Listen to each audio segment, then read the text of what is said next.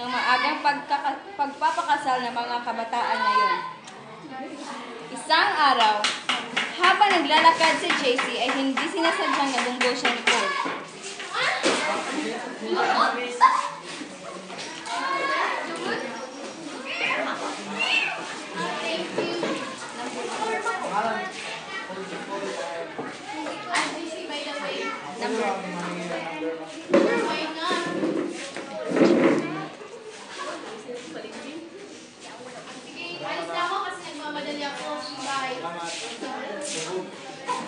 Naging mag-textmate ang dalawa at hindi kalaunan ay naging magkasintahan sila. 5 months later, masayang-masaya si Paul ay pinakita niya agad at nilapitan niya si JC. 5 months outside. Ganun ba? Pwede mo ba?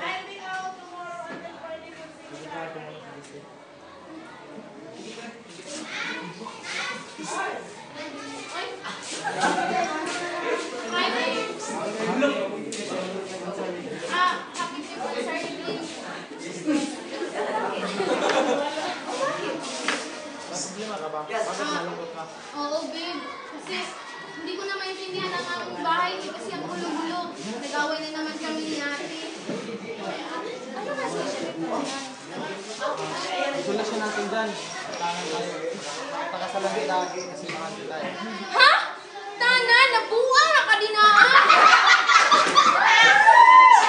Babe, hindi ay solusyon ng kasalitan para malipay ko.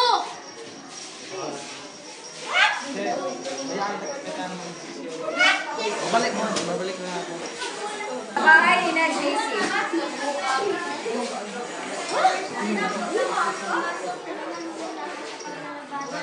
Ako?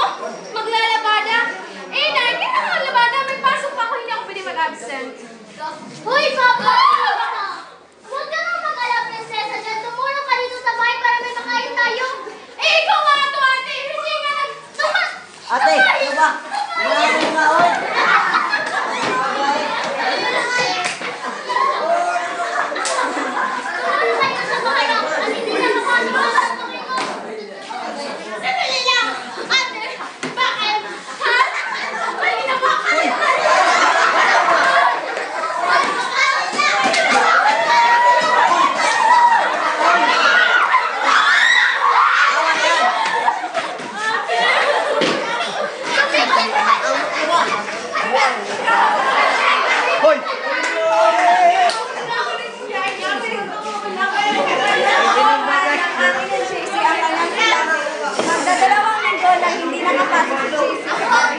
Hanggang sa isang araw, tumawag si JC sa kanyang boyfriend.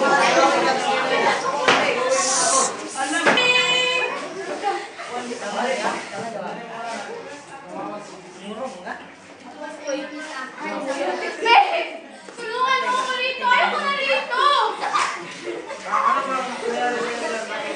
Hindi ko na kasi sa mati ko. Pati ang pamilya ko ayaw na nila sa akin. Gusto ko na magtanan!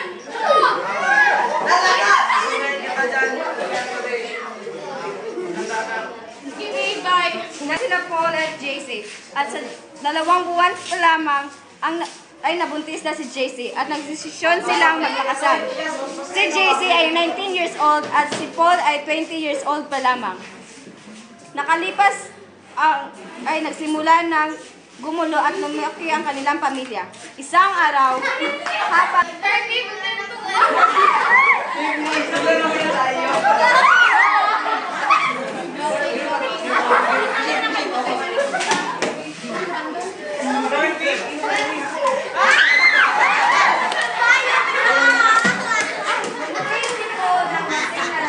sa kanyang sarili.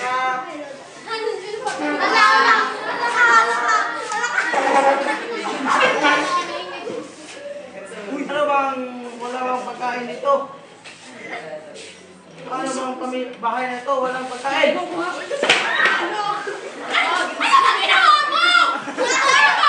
Umuwi ka na naman na lasing dito! Miss ko nga dito! Ay!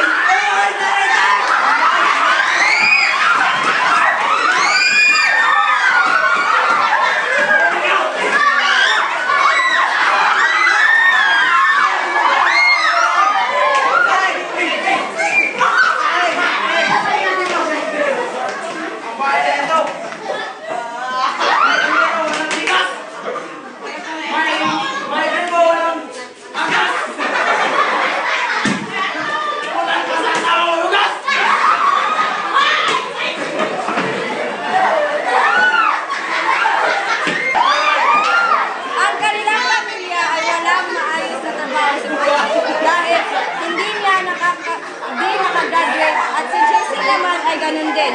Naghirap sila at naging magulo ang kanilang pamilya.